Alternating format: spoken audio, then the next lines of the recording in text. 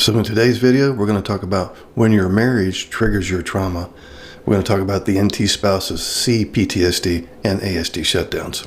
Now, if you're exhausted in your neurodiverse marriage, not just tired, not just stressed, but deeply nervously exhausted, even on easy days, then this video is for you. If you've ever thought, why does this feel so triggering? Or why does his silence feel like abandonment? Or why do I feel hypervigilant in my own home? Or why am I the emotional regulator all the time? And maybe you've heard the term Cassandra syndrome floating around. Well, today we're going to talk about the connection between autism, trauma, and relationship exhaustion.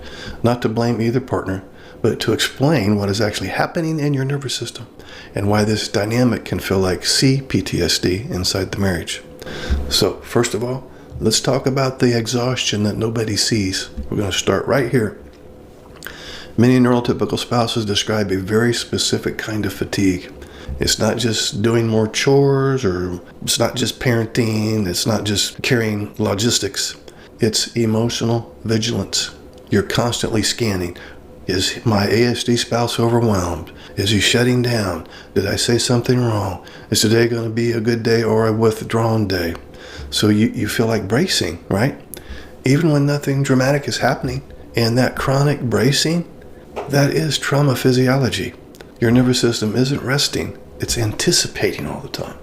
And over time, this can look and feel like CPTSD, which would be hypervigilance, emotional flashbacks, self-doubt, shame spirals, emotional exhaustion.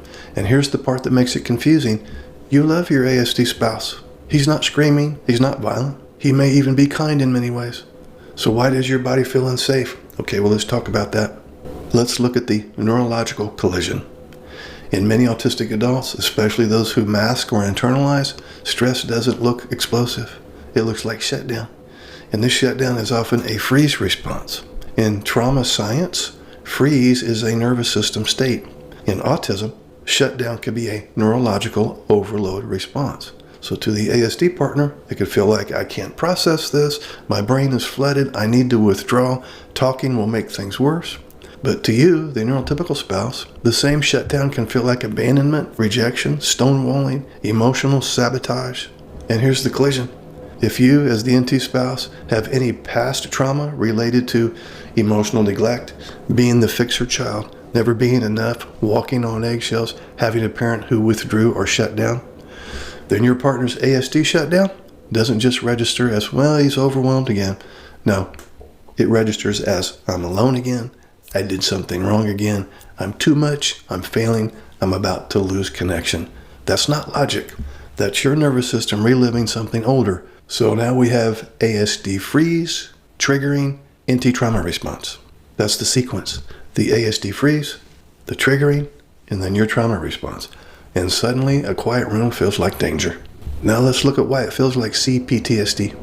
When this pattern repeats over years, something shifts. You start living in anticipation. You become the emotional translator, the regulator, the initiator, the one who repairs, the one who tracks moods. And slowly, your nervous system stops believing connection is stable. You may notice you rehearse conversations before having them.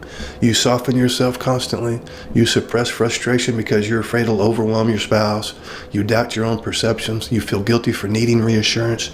This is where many NT spouses use the term Cassandra syndrome. That term refers to feeling unseen, unheard, and chronically invalidated in a neurodiverse relationship. Whether you use that label or not, the experience is real. Your body feels like it's fighting for connection, and that fight is exhausting. Now let's talk about an important distinction. ASD trait versus trauma harm. We need to slow this down here because this is critical. Listen, there is a difference between an autistic shutdown and chronic relational neglect. An autistic shutdown is neurological overload. It's temporary withdrawal. It's followed by recovery, and it's not intended as punishment. But relationship harm is refusal to repair, persistent dismissal, contempt, and weaponized withdrawal. The problem is that to your nervous system, both can feel similar. So one of the most important tools is differentiation. Ask, is this withdrawal about capacity or control? Is there eventual re-engagement? Is my ASD partner willing to understand the impact even if he struggles to change the behavior? And when regulated, does he care about my experience? If the answer is yes, we're likely looking at neurological mismatch plus trauma activation. If the answer is no, we may be looking at something deeper and more harmful. Clarity reduces nervous system chaos. Now let's look at why you feel like a failure. Many NT spouses carry a hidden belief, and it goes something like this. Well, if I were calmer or more clear or less emotional, he wouldn't shut down. So when shutdown happens, you may internalize it. You start to overfunction, you start to simplify your needs, you start to shrink your intensity. But here's what's happening neurologically. Your ASD partner's overload is about sensory and cognitive processing thresholds, but your trauma response is about attachment threat. Two different nervous systems, two different triggers, one shared moment. His shutdown is not proof that you failed, and your activation is not proof that you're too much. But without language for this, both parties spiral into shame. Now let's look at some tools to break the cycle. Let's be very practical here. Tool number 1, name the pattern out loud. Instead of, well, why are you ignoring me? Try, I think we're in this overload abandonment loop again. That frames it as a system problem, not a character flaw. Tool number 2, separate intent from impact. You can say, I know you're overwhelmed, and when you go silent, my nervous system feels panicked. Both can be true. This reduces accusations while honoring your reality. Tool number 3, pre-agreement for shutdowns. Create a simple protocol, a phrase your ASD spouse can use before he withdraws, a time boundary, for example, I need 30 minutes, a clear reentry signal. So predictability lowers trauma activation dramatically. Tool number 4, trauma ownership work. This is for the NT spouse. Gently ask yourself, what does this remind my body of? Is this about today, or is this about being 8 years old and emotionally alone? This doesn't invalidate your pain, but it does strengthen your power, because now you can soothe the old wound while addressing the current dynamic. Tool number 5, stop being the sole regulator. If you're always managing both nervous systems, you will burn out. And many of the NT wives I work with, they have been burnt out for a long time. Part of healing this dynamic is shared responsibility. Autism explains behavior. It does not eliminate accountability.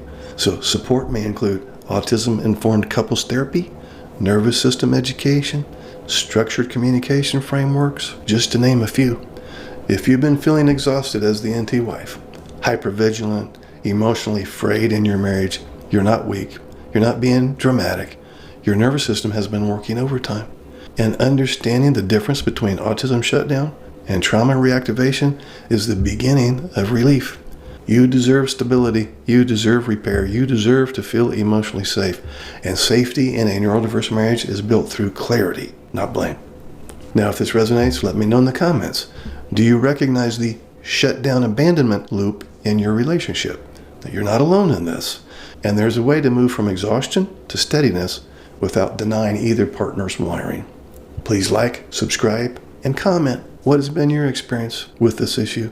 I read and respond to all comments, and I'll see you in the next video. Would you like to schedule a paid private coaching session? This will be in the form of a face-to-face Zoom call. Underneath any of my videos, you'll see this Calendly link. If you click on that link, it'll open up my calendar. You can pick the available days and times that works for your schedule. You'll get a follow-up email immediately after purchasing a session that will have the Zoom link that coincides with the day and time that you picked. I will get an email too that you scheduled a session, and I will be available on that exact day and time, and we will talk. I look forward to working with you.